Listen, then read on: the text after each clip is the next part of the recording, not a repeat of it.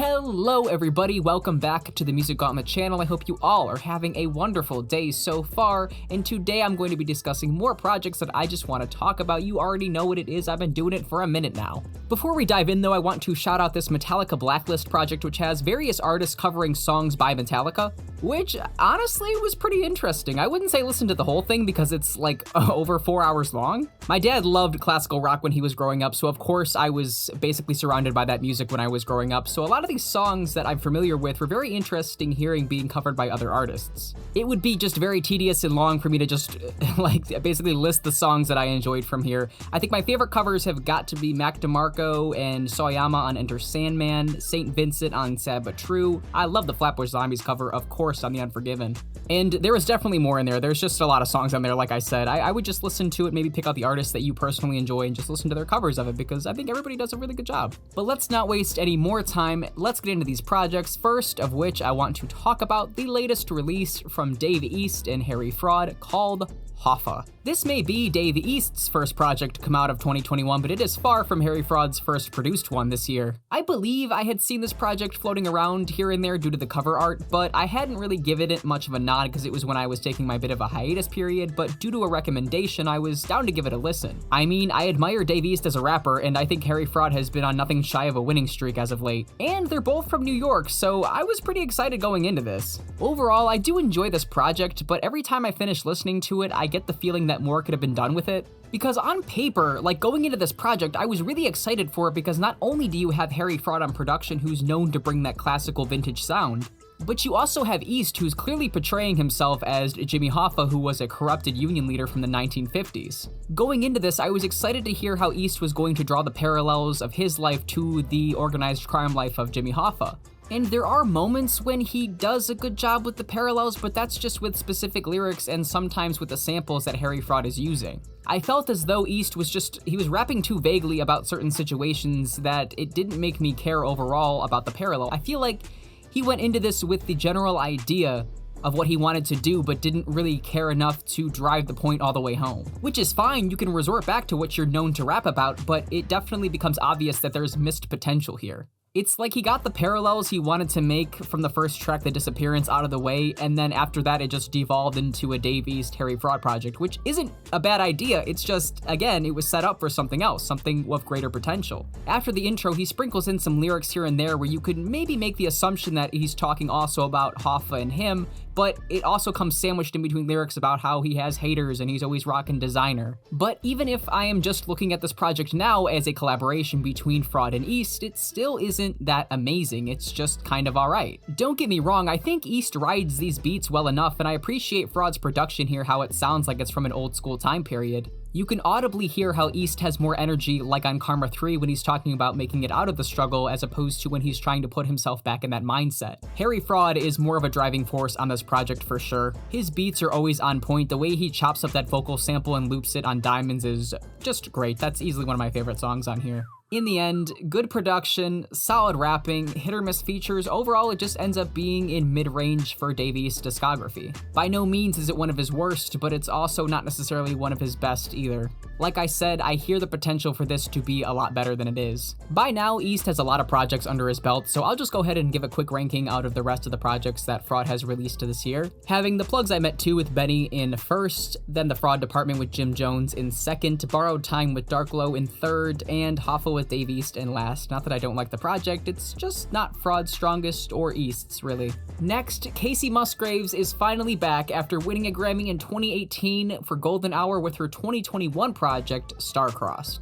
Although Golden Hour wouldn't have been my pick for Album of the Year, I'm not mad at it at all. It's very cute, sentimental. That was my first introduction to her music, and it made me want to go back and listen to more. Her and Stella Donnelly are two artists that I credit me coming around to liking country music more in these past couple of years. What can I say, okay? I like a good ballad, especially if it's well written. So now, the context for this album is that she divorced her husband and recorded a lot of these songs during the pandemic, so they, brace yourselves, are very depressing. So you would think Kacey Musgraves, stellar songwriter, somebody who feels their songs with so much emotion that you feel like you're not alone at home eating Cheetos on your couch. Somehow makes an album about heartbreak not all that emotionally impactful. I'm between a rock and a hard place with this project because I do really want to sympathize with her and feel what she's going through. Because lyrically, she's on point. Lyrically, it's nothing too amazing, but she is describing very vivid scenarios in which she wishes she was doing better, but then she realizes that she was actually doing good and it wasn't her fault. There's a good setup on this project, it's just the delivery of the music that is not there for me. Like I mentioned, for an album that's supposed to be heart-wrenching because she is going through a divorce that she wrote an album about prior about how much she was in love with this guy,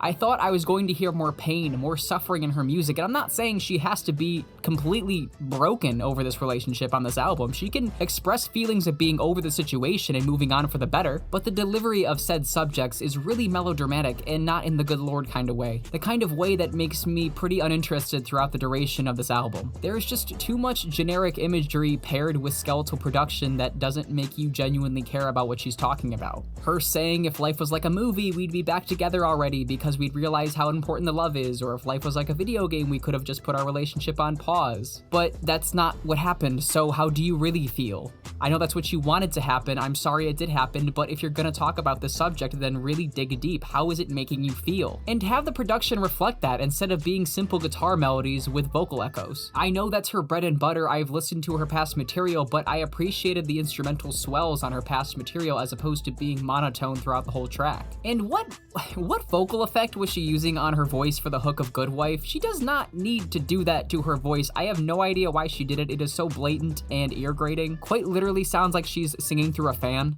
You was in my class, eating glue when I first met you. It's not a bad project though, I don't want anybody to think that. It's just one where I feel like it misses the mark a bit. There are cuts that I do enjoy on here that I think do the job well, like Starcrossed, Simple Times, Easier Said, definitely, I do like that song a lot. It was a project that I felt like I was going to leave a huge impact on me, and it really just didn't. I do want to add though that this applies to any artist that I cover on this channel. If this is something that she felt like she needed to get off her chest, an album that she needed to just vent about, then more power to her. I respect the hell out of that. I'm sure this was not an easy album for her to record, so I am respectful of that and am glad that she was able to put this out there in some way, shape, or form. It just musically isn't one of my favorites. That's all. To rank this album out of the rest of her discography, I would have to say Pageant Material is still my favorite, followed by Golden Hour, then Some Trailer Different Park, and then in last, I'm going to have to put Starcrossed. Last order of business, Baby Keem with his latest project, The Melodic Blue. And you know what, folks? You know what? I genuinely really like this album, okay? It's not album of the year material for me, but I see a lot of people saying this was not good to average, and genuinely, I had a really fun time with it. Call me in the morning when you needed some dick.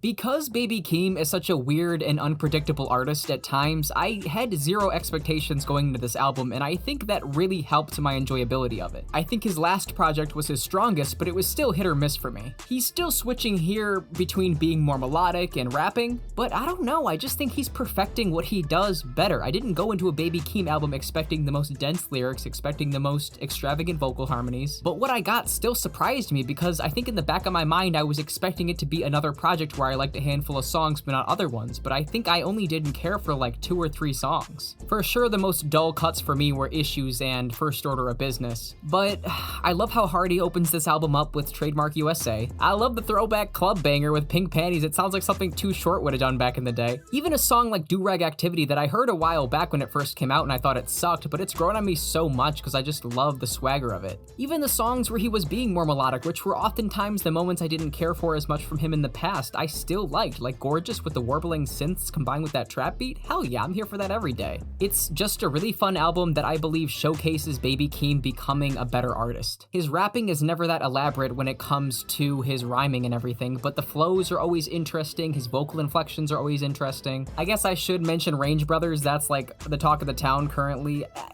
I like half the song. I don't think Keem starts it very well, and of course, I'm not the biggest fan of the Rolly Gang, we're not the Waynes. If the only contribution Kendrick had on this album was on Range Brothers, that would have been pretty disappointing, but the fact that he comes through later and then has an absolute home run with Family Ties, that verse is so hard. I'm fully under the impression that he was just kind of fairly goofing off with his vocal inflections, just like Baby Keem does. I think his next album is going to be extremely hard. I mean, how could you not love the pop off only on occasions, brother?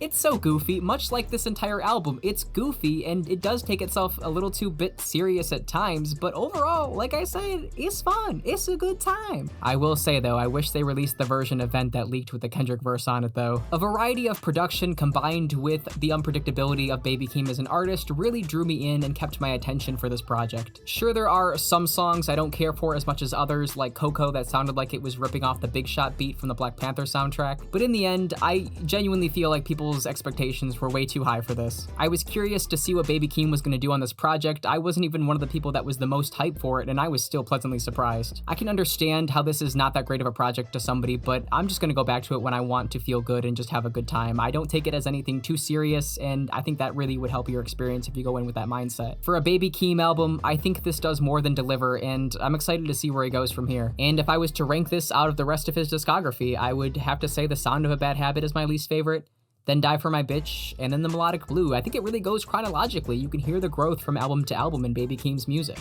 And yeah, that is all I got for you guys. Thank you so much for watching all the way into the end. If you made it all the way into the end, you know I truly appreciate that. Of course, this is all just my opinion, so let me know your opinion as well on these albums. Do you think that they're better than I thought they were? Do you think they're not as good as I thought they were? Let me know in the comment section below, or you can follow me on Instagram and Twitter, links in the description, and we can talk about it there. If you want to leave a like or subscribe, that wouldn't hurt anybody, and yeah, that's really it.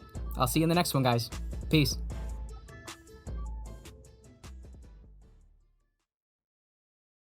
Top of the morning, top of the morning, top of the morning, top of the morning, top of the morning, top of the morning, top of the morning. Hold on.